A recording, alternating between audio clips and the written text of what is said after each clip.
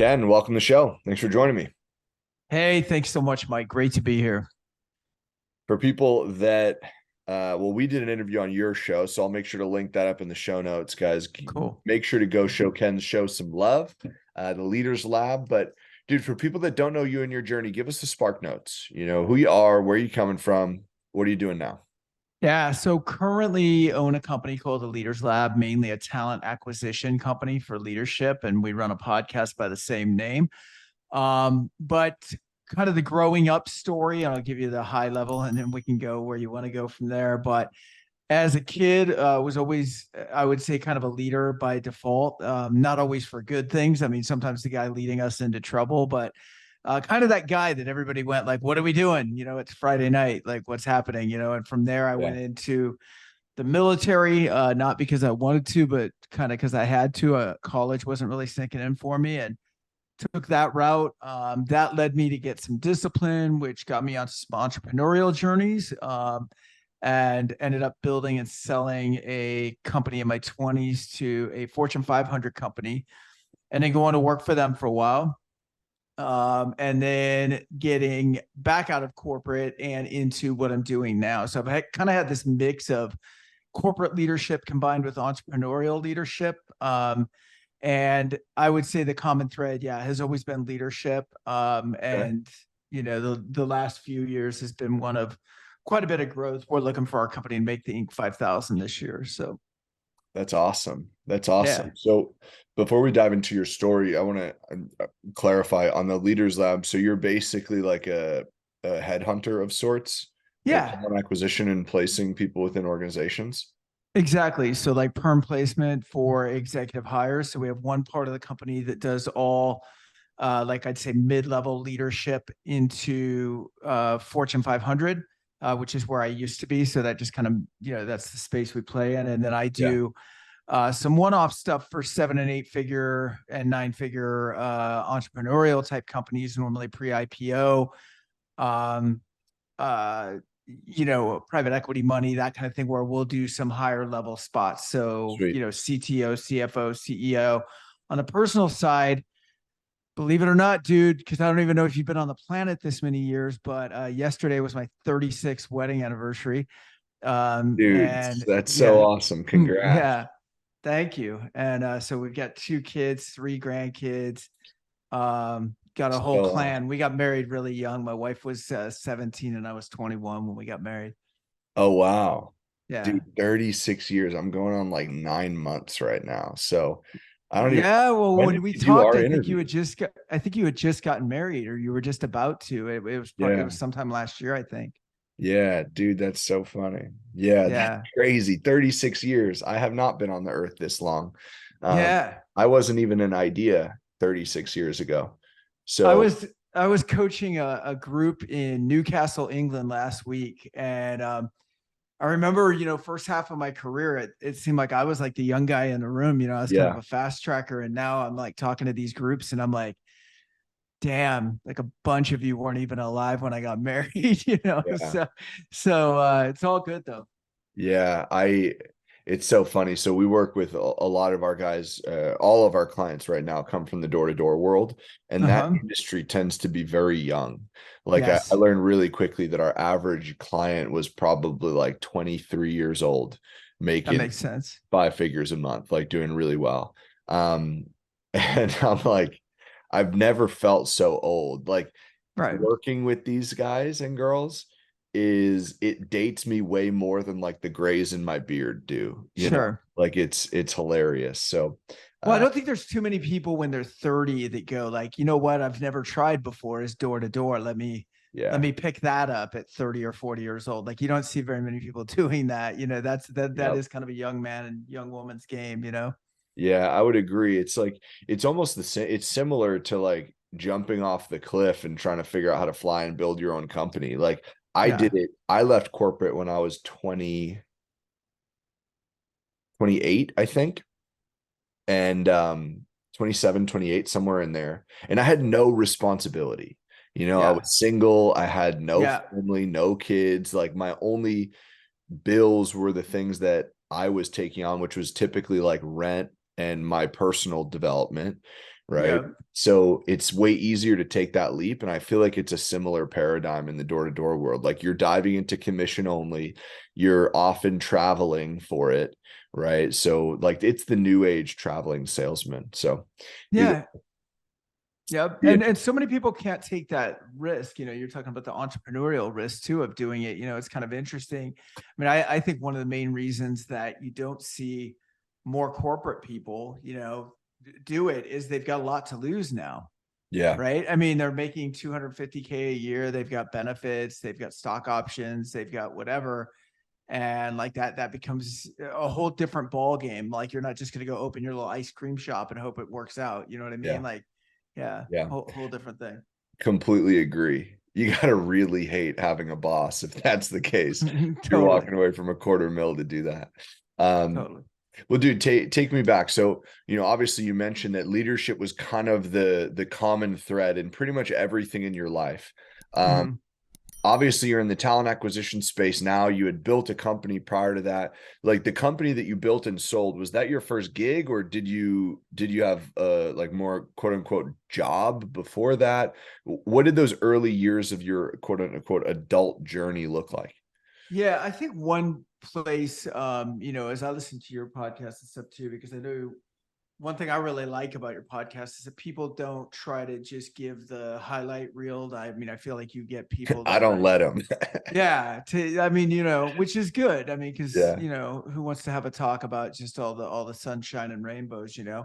that gets a little boring. So for me, it was growing up in scarcity, both perceived and real. I mean, so we grew up poor, not the poorest of poor, but I mean, we grew up poor. I mean, I was the kid on the field trips that had to go to the teacher and go, I don't got enough money for lunch. Like, what am I going to do? And they'd be, my teacher would sometimes like throw in a few bucks so I could eat. And, you know, I hated it. And so from a really, really young age, really young, I mean, like, I don't really remember too many childhood memories. I mean, maybe when I was like 4 years old or something, but literally as young as like 5, 6 years old, I sort of had money on my mind early on Yeah.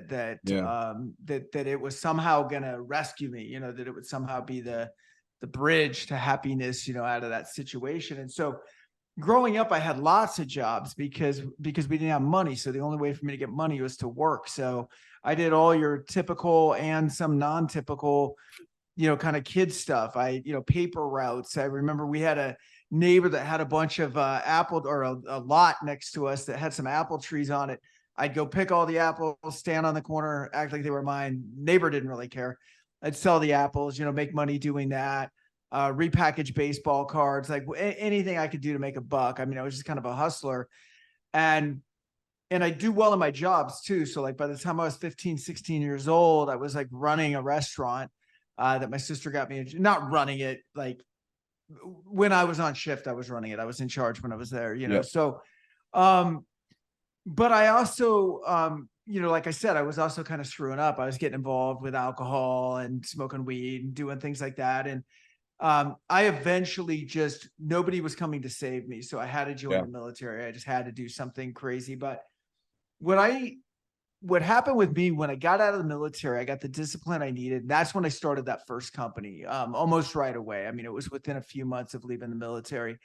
And I really did have a knack for business. I mean, I had this combination of, I think, good leadership skills with pretty good money instincts and entrepreneurial skills, along with some bad habits. But the thing that I never fixed, Mike, was financial scarcity. So I've I always lived in financial scarcity, even when I had financial abundance. And what I mean by that is, I think financial scarcity, even when you have money, is, oh my God, we better spend it because we have it, or you just get super fueled off having money in general. I didn't really know this is where we're going to go, but Mhm. it really hurt me early in my entrepreneurial journey because I would sell a lot and spend a lot. And my way out of everything was sell more, Mm. which works to a point, until it doesn't. But we eventually ended up getting bought out, unsolicited buyout, which was really good. It was by a Fortune 500 company. We did really, really well. And I ran that sale up into a couple $1,000,000 in cash, and then lost all of it, almost all of it, Mike. Like I almost had to go bankrupt in my early 30s after becoming a multimillionaire at 32, because of my money mindset, because of my financial scarcity. So I would do stuff like if 12% was good in the stock market, then margining your money and making 30% is even better. You know what I mean? And all of that works until it doesn't, you know? Yeah, that's so interesting. So the financial scarcity was not just like scarcity of I need to go make money, but then it was also the side of, well, now that I have money and I might not have it later on, so I need to spend it. Kind of. I mean, I think it's the best way I could describe it, and I don't even know if it would make sense to people, but to me, there's like a certain feeling you get if you're in a casino and you're winning money, right? Like it's like, oh my Yeah. God, it's like found money, right? Like it's Yeah. like it's crazy. Like you get kind of a jolt of energy. They rely on that jolt of energy or that high. And I would say for guys like me in the past that were, you know, where our money mindset is screwed up or we're operating on scarcity, it's that same feeling. The lows are really low, the highs are really high. There's not really a energetic balance between, there is now, but there wasn't for a very long time, energetic balance Mm, between me and money. And mm, so things would happen, like I'd have these incredible earning years, year after year after year sometimes, but not really amass any kind of wealth, still live in financial scarcity. I mean, I know you do a lot of stuff around mindset, you know, and our minds will take us back to exactly what they think is true. So in my yeah. mind, I'm still the poor kid, still need the money from the teacher on the field trip, never really got over those old wounds. And so my brain's just continuing to transport me back in time to a story that is complete and total bullshit. But in my mind, it's still 100% accurate and true and playing 24/7, Yeah. 365, you know? Yeah. This is where my mind just went as you were saying it. And the way I learned it is completely different, which I'll explain. But like, I almost think of like a thermostat, like your identity Yeah. is the thermostat, right? So the income could raise that all the way up and it could bring it up to like 90 degrees on the Yeah. thermometer, so to speak. But if the thermostat, the identity is set at 65, Yeah. in time, you will inevitably come down and you will be Yes. brought back down into it. That's so Yes. interesting. So how I did talk you, about I talk about the thermostat a lot. And for your audience, you know, where I know you do have a lot of sales and a lot of door-to-door folks, like it is critical that you address your limiting beliefs around where you think your range is. Because we all have it. It's not just around money. It's around, you have a number right now that you think is probably an acceptable weight. And if you get above it, you'll freak out. You'll be like, oh, yeah, you know, damn it, I just hit whatever. And you'll get out and start running or whatever, or you'll change your mind and adjust to the new norm. yeah, Right. And I think for salespeople earning money, it's the same way. It's, you know, if they're used to 80 to 100K a year, they will stay at 80 to 100 a year until they get used to either the downside of that or the upside of that. And I was the same way. And yeah, so what's funny is if someone asks you, of course, intellectually, if someone says, well, don't you want to make more money than that? You would go, of course I want to. You don't even really know what's happening. It's just that you yeah. haven't convinced your brain yet. So it sabotages in the back to keep within that thermostat that you're talking about. When did you become aware of the thermostat?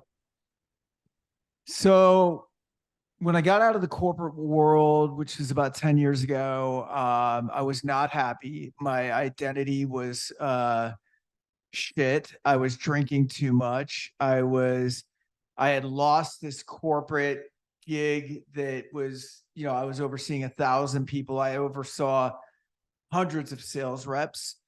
And all of a sudden now I'm at home and I'm a recruiter that goes into a Regis office. You know what I mean? And Yeah, like, uh, right or wrong, I think I had tied a lot of my self-worth to the power and prestige of that position along with the yeah. money. And so I just wasn't feeling good about it. So a couple years of wallowing in my own stuff. And I went to Tony Robbins live event in like 2014 after taking some coaching. And that was kind of the first UPW? wake up. Yeah. Yeah.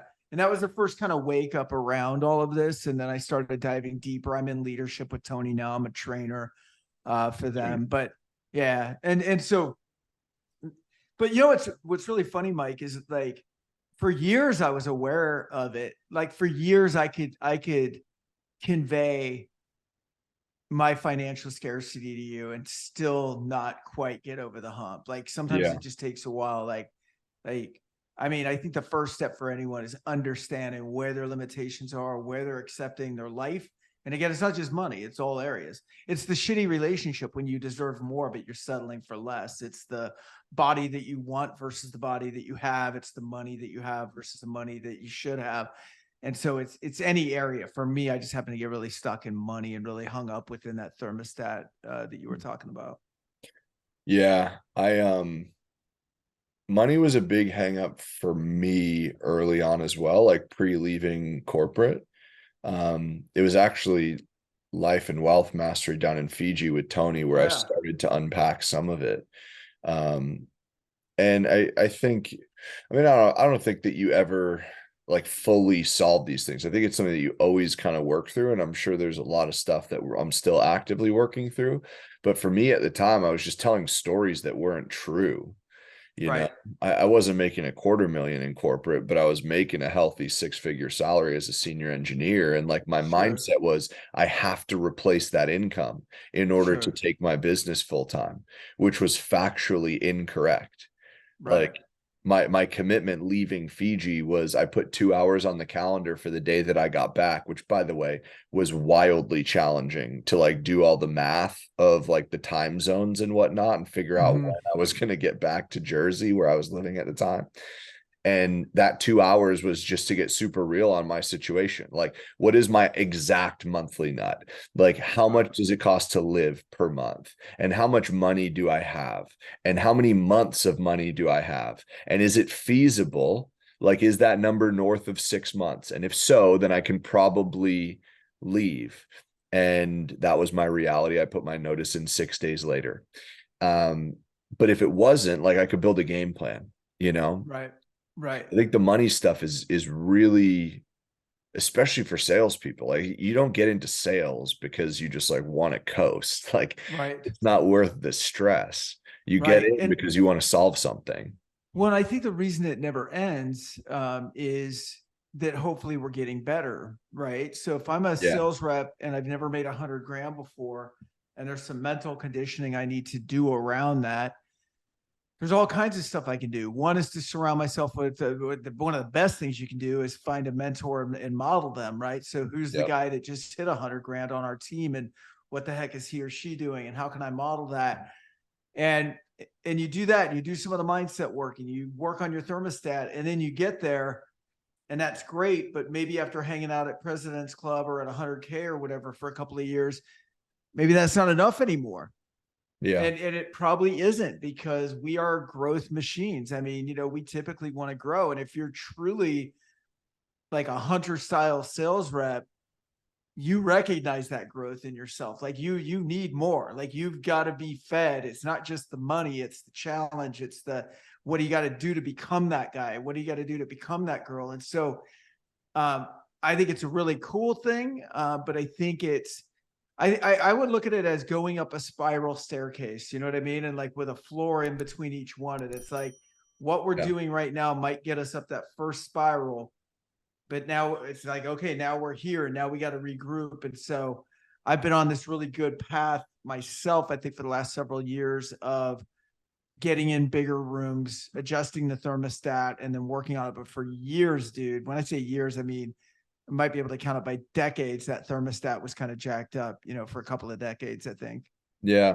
So because I think this is super common, and I don't want to Yeah. speak for everyone listening, but like I'd venture to say that most people listening right now can point to, some sort of their version of what we're talking about, whether it's money Yeah. related or some other mindset thermostat concern. Yeah.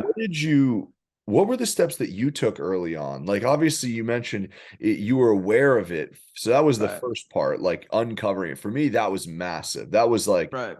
opening, like taking off a blindfold, like, holy shit, that's the story I've been telling, Right. right?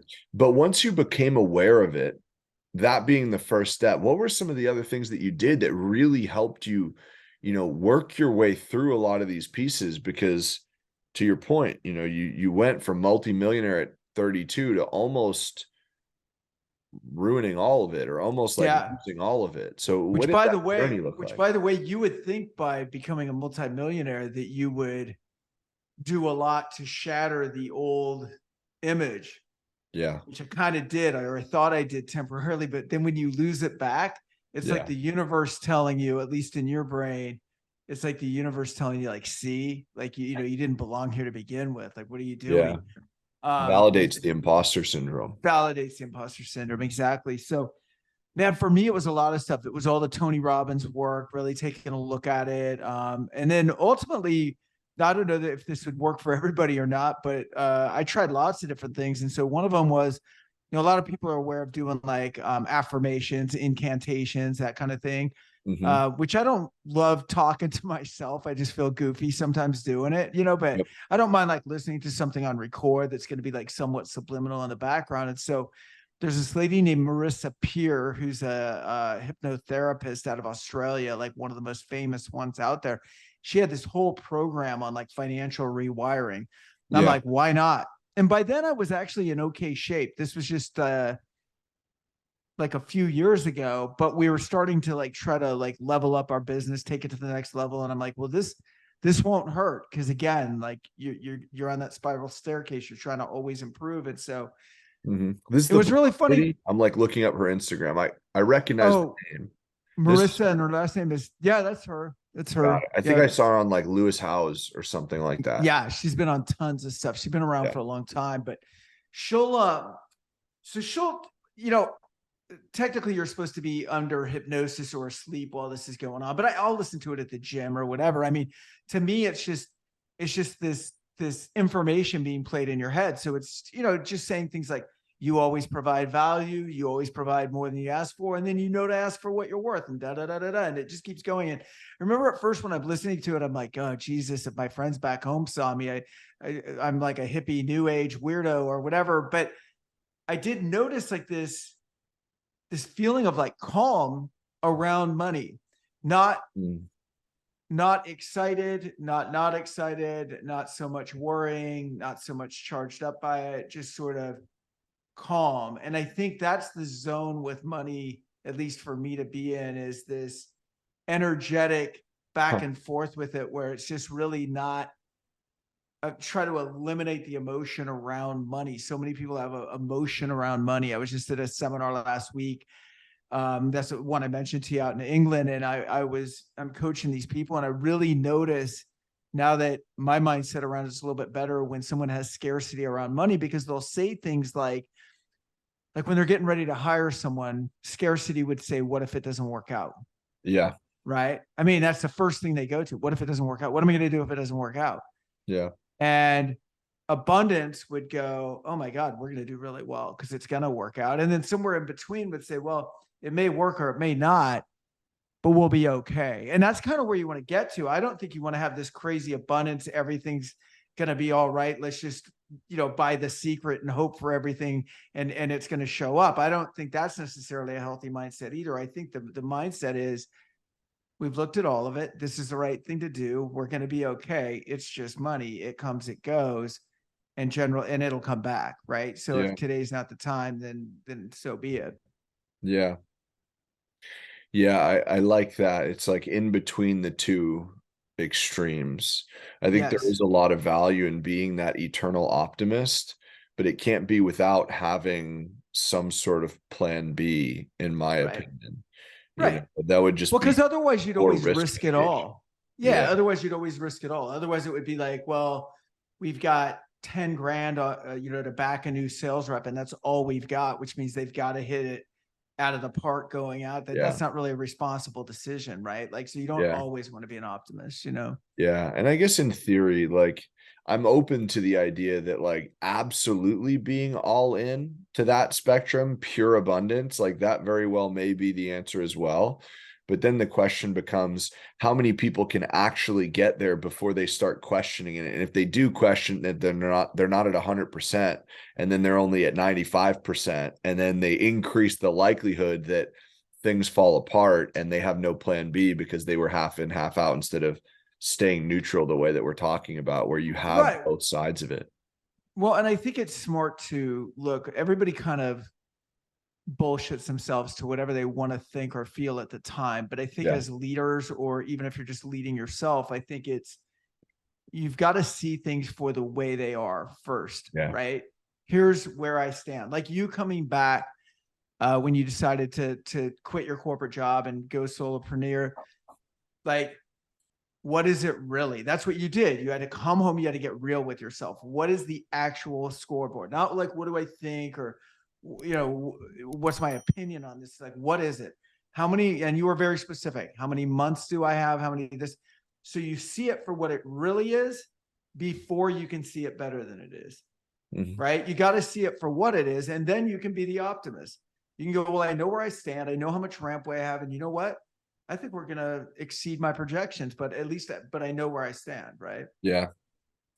I like that. You see what it is before you see what it could be.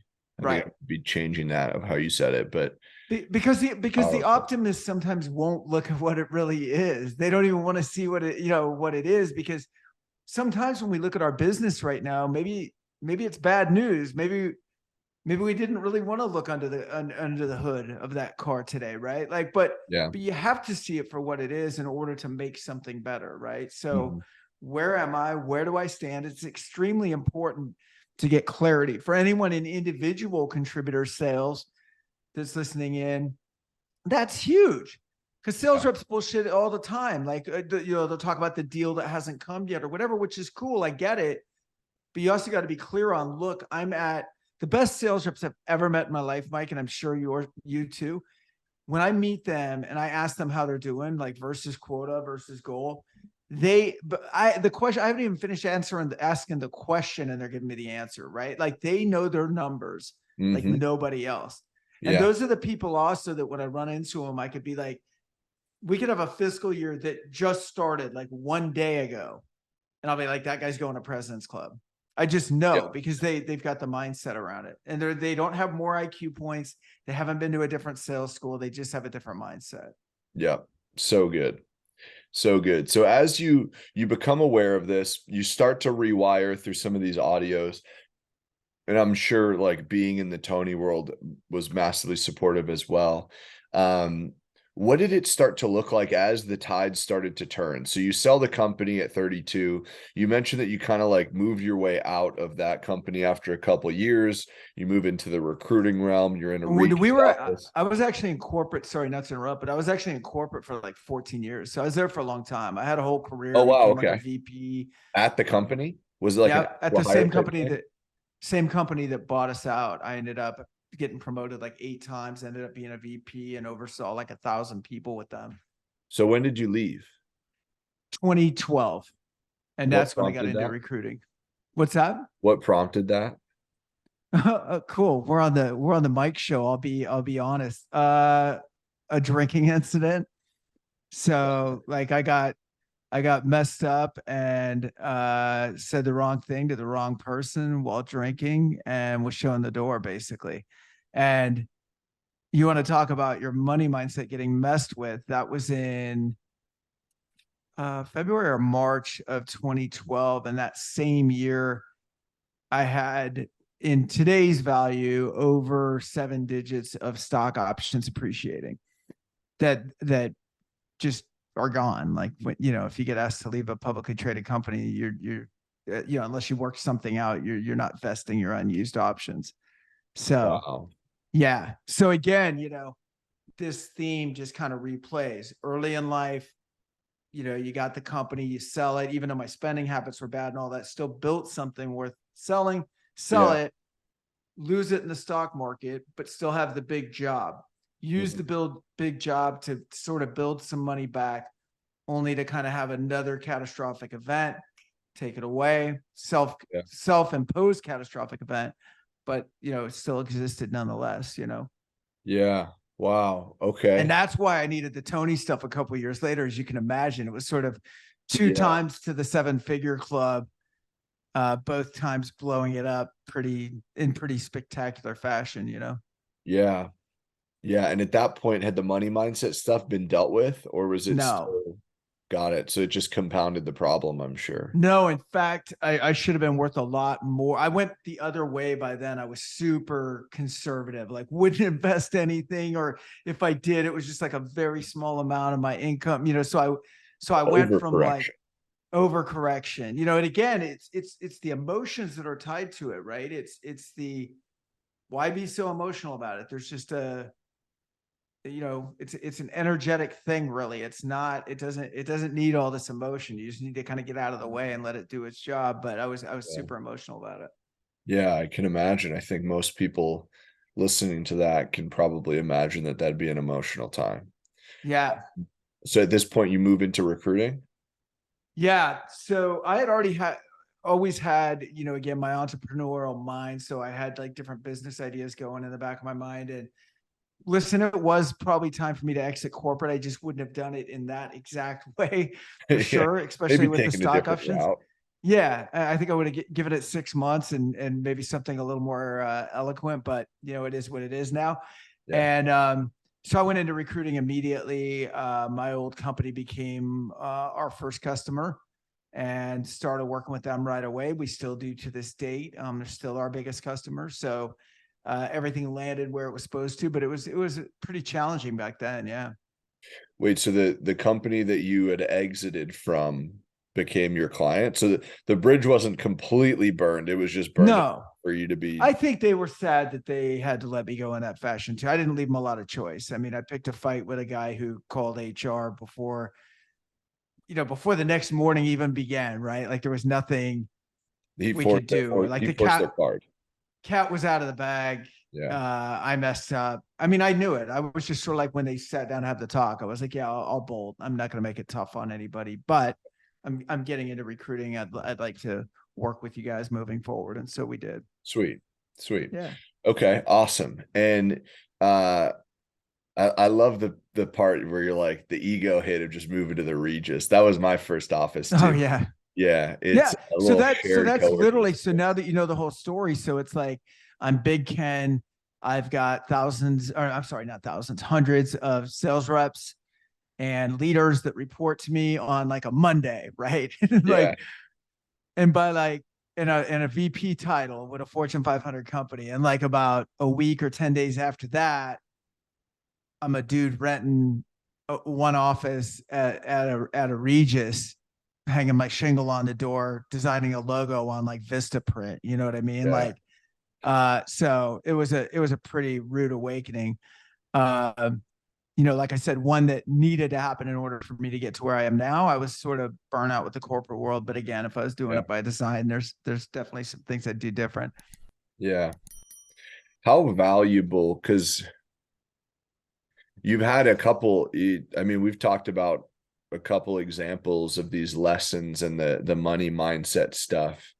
Um, how valuable do you think that salt in the wound again of losing over 1 million in options and the Mhm. way that you exited, even though you were going to anyway, like how do you think that supported you in your journey moving into the recruiting space and all the way to where you're at now? I mean, I honestly, that's a hard one for me to answer because it was just another blow. It was just another confirmation of, after a while, you know, you've got your pre-existing beliefs, you know, your limiting beliefs, you know, the stuff that goes way back to like, you know, I didn't have lunch money or whatever. So you go, well, we're not the kind of people that go to college. We're not the kind of people that make $1 million, you know, whatever you say to yourself, money doesn't grow on trees, all of that. Then you get these life situations, whether you created them or whether they happened, that kind of say like, yeah, you're right. Like you're not the guy. And so I Yeah. started saying stuff like, you know, I can make money, but I can't keep it. I can earn a ton, but I can't grow wealth. I'm good at investing, but somehow I sabotage myself and I don't know how. Like these are all the kind of things I'm saying.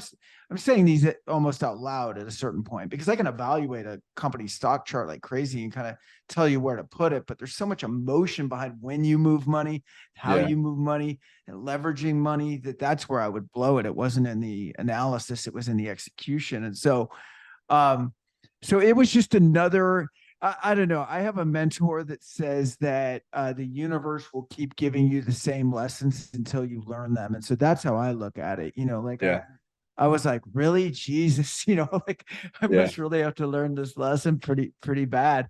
And it really wasn't until even with some of the Tony Robbins stuff, you know, we'll all do stuff, and whether it's Tony Robbins, whether it's Brendan Burchard, whether it's Jay Shetty or whoever you know, Ed Milet, whoever your guy or girl is, and you're sitting in there, and we've all, I think, been in this position where you're sitting down and they're like, all right, write down your, you know, top 5 financial goals for the next 5 years. And then they're like, add a 0 or whatever. And I'm like, you know how your brain's just like, this is fucking bullshit. Like your brain will go, like, if your brain doesn't believe it, nothing's happening. And I can tell you, I've gone through the motions in seminars before to get out of the exercise. I've gone through the exercise with my brain sending off like yellow and red lights the whole time. You know what I Yeah. mean? And like, I really had to get to a place where, and I think everybody does, where whatever area of life that is that we're trying to get to a new level, got to get to a point where we actually can either convince our brain or displace it,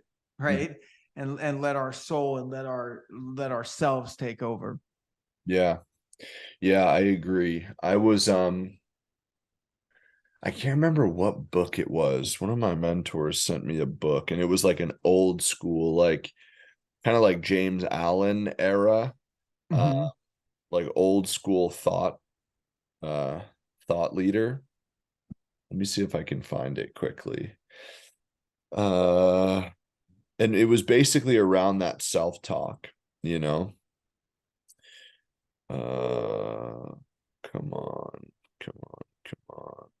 It's not the And answer. I think as you're looking for it, I mean, I think one of the things that, so now it's like, if you say, well, what do you do now? Like if I flip the switch Yeah, on the mental conditioning, now it's like, it's almost like anything else. Like if you feel, there's certain things that you do to probably feel great physically, or when you're feeling great physically, there's certain things that you do, right? So it's like, you just drank some water, right? When I said that. So it's probably so much water intake per day. It's working out X amount of times. Maybe it's doing some growth oriented stuff or a little meditation in the morning, but everybody's got their little thing. And I think yeah, I have that now for different parts of my life, right? So I'll listen to Marissa or I'll do certain exercises just whether I need them or not, yeah, just to keep strength in these areas, you know?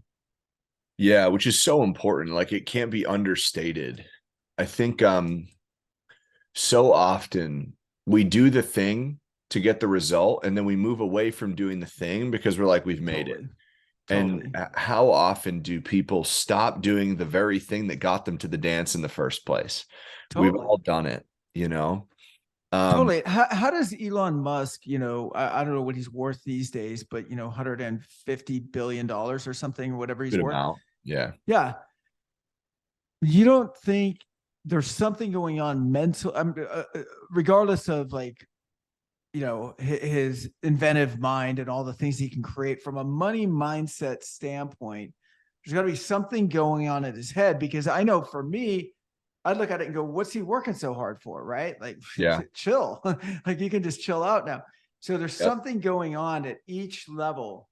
And if you want to go to the next level, you've got to get there mentally first, or you'll give it back 100%. away. Yeah. 100%. The author, by the way, was Joseph Murphy. Okay. So it's called The Miracle Power of Your Mind. If you go on Audible, for people listening, literally you can use one Audible credit and get this guy's entire like library. It's insane. It's like Nice. 30 something hours of audiobook. Wow. I can't even remember which book it was within it because it all just blends. I would just put it on when I was like walking the dogs or something, Yeah. especially during like the early pandemic times, right? And I can't remember which book it was, but there was I'm going to paraphrase and I'm going to probably butcher it, but basically it was this concept that all these affirmations, he was poking holes through the validity of a lot of it. And the reason that he was poking holes in it is exactly what you just said. It's the part where we don't believe it.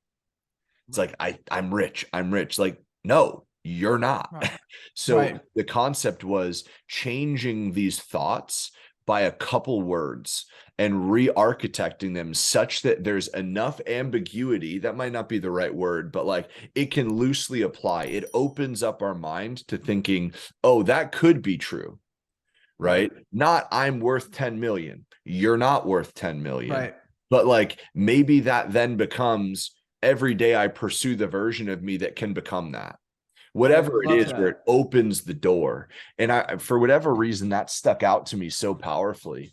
And yeah, it's exactly what came to mind as you were saying that. No, I dig that. I got to tell you a story real quick. Like this gave me goosebumps the other day, but like literally like kind of freaked me out. So all this money stuff's been going pretty well the last few years, like really well. We've grown the new company. It's kicking butt. It's doing well. Our finances have followed, which have been great.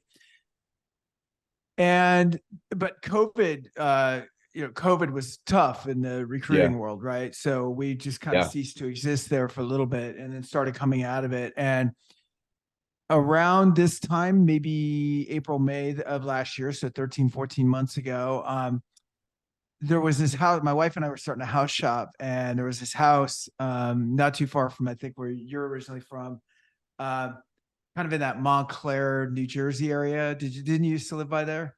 I lived in Jersey City, but I'm Oh, familiar with okay. the area. Yeah. Yeah, I got you. Not too far away. I mean, probably 20 minutes from there, 30 Yep. minutes from there. So Yeah. this house was just sick, man. It was so nice. But it was like, $2.4 million or something. If we were gonna buy it, it would have really strapped us. Like interest rates were going up and stuff. Yep. So in the past, that would have made me feel like I would have felt something physical from that. Like Mm. I would have felt like that kid that couldn't afford the field trip. Yeah. You know what I mean? Like that, those are the kind of thoughts that would have come back. I don't know why, but this time, maybe because of all the conditioning or whatever, what was different was I just can't afford it yet. Right. Like that's a key distinction. I can't afford it Yeah. ever, which is what's implied. That's not for me. That's for people who do better than me. That's for people who are smarter than me. That's for people who are wealthier than me. It's kind of what I'm Yeah. telling myself in the past. Instead of just going like, I just got to wait a little bit. That Yeah. doesn't sound like a big deal. Like if you went out to buy the car of your dreams right now and I just said, Mike, you can buy it, just not now. In fact, you're doing so well, you might be able to buy it in a few months. You'd be like, oh, that's Cool. that still makes me feel like I own it almost, right? So Yeah. I remember I did this sort of combo vision and gratitude board from some other course I was taking. It was mostly gratitude, and I just had two vision things on there. One of them was that house, and the other one was what our sales and revenue, sales and profit number were going to be for this year that we're in right now. Mm-hmm. And for about 2 months, I made that thing my screensaver. So this would have been this time last year now, because I saw the house in like the April, May timeframe. So now in the summer, I'm looking at this thing every day. It's my screensaver. It's on my phone. By the end of, I'd say the summer, I just took it down because I had seen it enough. And I was like, whatever. I kind of felt like it wasn't that huge of a goal anymore. I kind of felt like I could probably do that if I wanted to. I was just tired of looking at it, I guess. I don't know. But I Yeah. just took it down. All right. We made an offer on a house last September and it didn't go through. And, whatever. Around December, we make an offer on this other house that I thought I didn't really like the house. My wife did. She wanted to she's watched a lot of HGTV and wanted to gut this thing and redo the whole thing. And I trust her though. She's really good at this stuff. So we buy it. We gut it. We redo the whole thing. I haven't looked now at that original vision board since the summer, right? And now it's earlier this year and it's all coming together. Last week, I'm at that seminar I told you about in Newcastle. Someone's talking about their vision board and how they passed it and how they needed a new vision board. And I went, all of a sudden got chills when they were talking about it, because the house that we created matched almost identically the house that was on that vision board from a year ago that I stopped looking at like Crazy. 9 months ago. And it all happened in like 14 months, you know? Yeah. So it's just really kind of crazy what can happen in a short period of time when you're aligned. And granted, we had the right vehicle and, we've been building our business. I'm not saying it was, that we just manifested the whole thing, but it is pretty amazing when you just get out of the way and let stuff happen the way it's supposed to happen. So good. It's so cool, man. Good for you It was guys. cool. That's so Thank you. awesome. And Thank dude, you. I love stories like that because it's so cool when you get to see it, like watch it play out in your own life, you know? Yeah.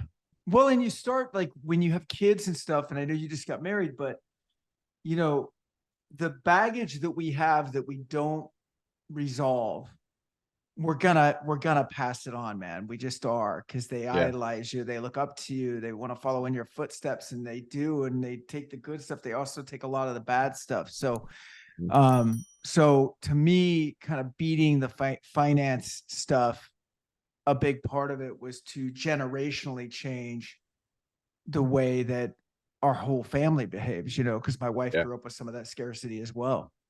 Yeah. Dude, Yeah. that's so good. That's Thanks, so man. good. Um, I know that we're just coming up on time here. I want to be respectful of Sure. your time, Ken. Of course. For people that want to learn more about your story, obviously we're going to plug the podcast in the show notes as well. But where do you hang out on social? Website that they could check out the Leaders Lab, like plug. Yep. So I'm gonna date myself here when I say my social is LinkedIn. It's like the old man's TikTok, but for real, I mean, I'm a recruiter, so I live on Yeah, that's LinkedIn. the That's where I'm spot. at. Yeah. So you're not gonna find me on TikTok unless I learn how to dance pretty soon or something. But I'm on Instagram, Kenneth J. Eslick, Facebook, Ken Eslick Jr. But I honestly, you want to reach out to me, just do it on LinkedIn.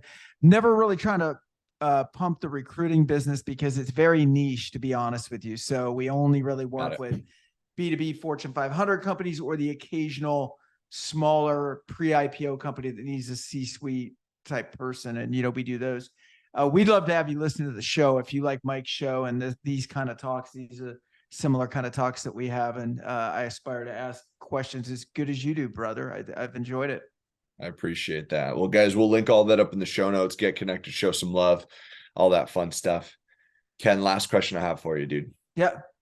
Going all the way back, coming up, like growing up, being that kid that, couldn't afford lunch on the school trips.